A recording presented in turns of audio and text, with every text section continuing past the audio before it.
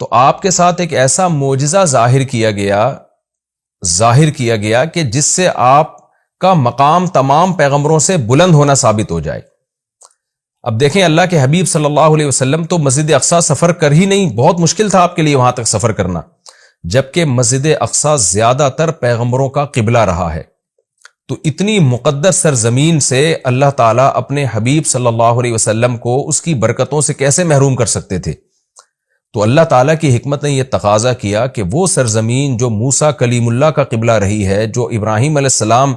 جہاں نماز پڑھا کرتے تھے، جہاں یعقوب علیہ السلام، اسماعیل علیہ السلام، اسحاق علیہ السلام اور عیسیٰ علیہ السلام، یہ سارے پیغمبر گزرے، تو اس زمین کی برکت نبی صلی اللہ علیہ وسلم بھی حاصل کریں۔ ایک تو یہ، اور دوسرا اس زمین کو پیغمبر کی برکت بھی ملے، یعنی اس زمین کی فضیلت میں اور اضافہ ہو کہ اتنے سارے پیغمبر یہاں آئے ہیں، تو یہ کیسے ہو سکتا ہے کہ محمد صلی اللہ علیہ وسلم کے قدم یہاں نہ ہو، تاکہ اس بیت المقدس کی فضیلت اور زیادہ بڑھ جائے۔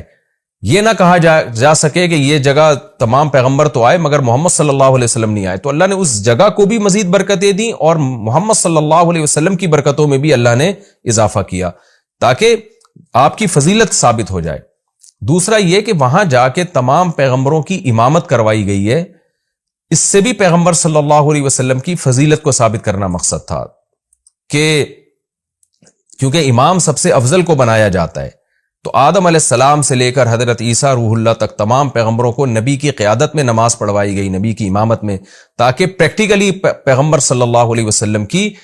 امامت ثابت ہو، اور یہ بات، یہ مضمون بتا دیا جائے کہ محمد صلی اللہ علیہ وسلم کے دنیا میں آنے کے بعد اب امامت یہ پیغمبر صلی اللہ علیہ وسلم کا حق ہے،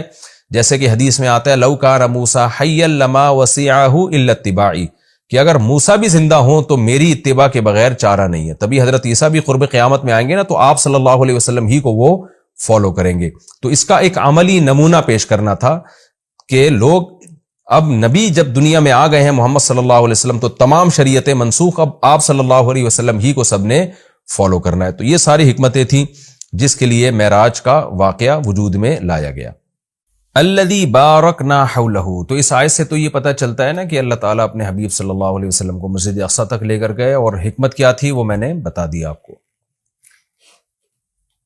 لیکن اس کے کچھ فقہی احکام بھی ہیں، ان کا سمجھنا بھی ضروری ہے۔